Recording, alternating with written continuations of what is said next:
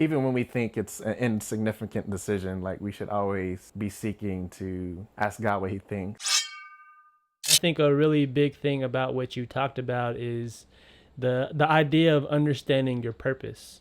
You know, like you went to school with accounting in mind, thinking you were going to get into banking, but the more and more you thought about what are the things you value, what are the things that bring you joy, what are the things that you're passionate about, you realize that banking wasn't your purpose. So, and I really think that this is important too, because a lot of us, a lot of people, even people who are listening to this right now, are maybe doing things that they, or maybe even are in school for things that they may not enjoy, or things that they just want to do, maybe because it pays well, or because it's job security, or because their parents want them to do that.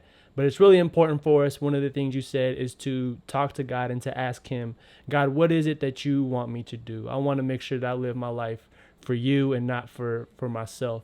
So with this transition from banking to, okay, I want to take this step into CFOT, into becoming an officer, that was like a big jump in like, so did you ever feel like when you decided, hey, I want to leave my banking career to go to school to become a pastor, did you ever think people are going to be disappointed in me, or what is like my parents going to think, or what is my brother going to think, or whatever? Did you ever have any moments where you were like worried about what other people would have thought for you to make this transition?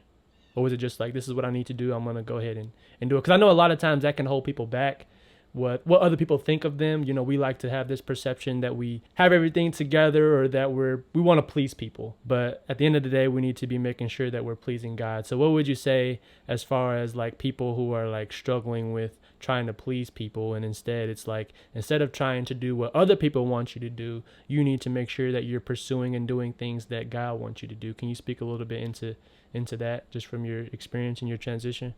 Yeah, I would say, like, especially you kind of talked about it, like you have like different people you don't want to let down, or like you want to live up to chasing that certain career, or chasing that certain, house or car lifestyle. So that's definitely a factor in, and about, choosing to follow God. I know for me, I guess a little bit to some extent, just wondering what are people at work gonna think, what are you gonna think, what dad's gonna think. But honestly, like after I told a lot of people, I was fortunate enough to have a lot of support through each step I was going through to help make things be a smooth transition. But at the same time, like you said, like in whatever decision that we're making, like we should be asking God, like, hey, here's what I'm thinking, but I need you to give me guidance so that I'm using this decision, whether you're thinking about a certain job or thinking about certain friendships, certain relationships. You got to include God in everything that you do, because in everything that we do, we should seek to bring glory to him.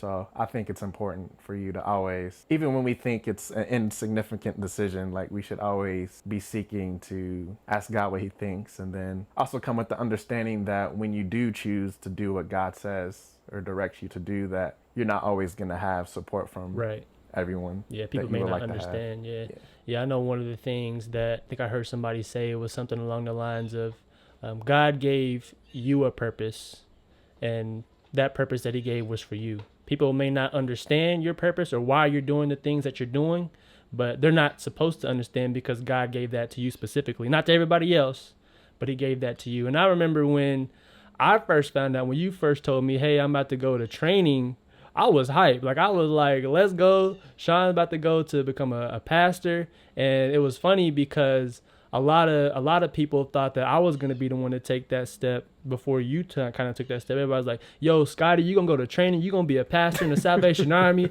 People would like pray over me like, Lord, I pray that you show him the way to go to training and all these things. And I just think it's, we think that we know God's plan, but God just reminds us time and time again that he's in control, and as long as we follow what he wants us to do, hey, we'll be surprised at who he decides to use and how he decides to use people. So trust God and never doubt him, man. I promise you, it goes a long way, man.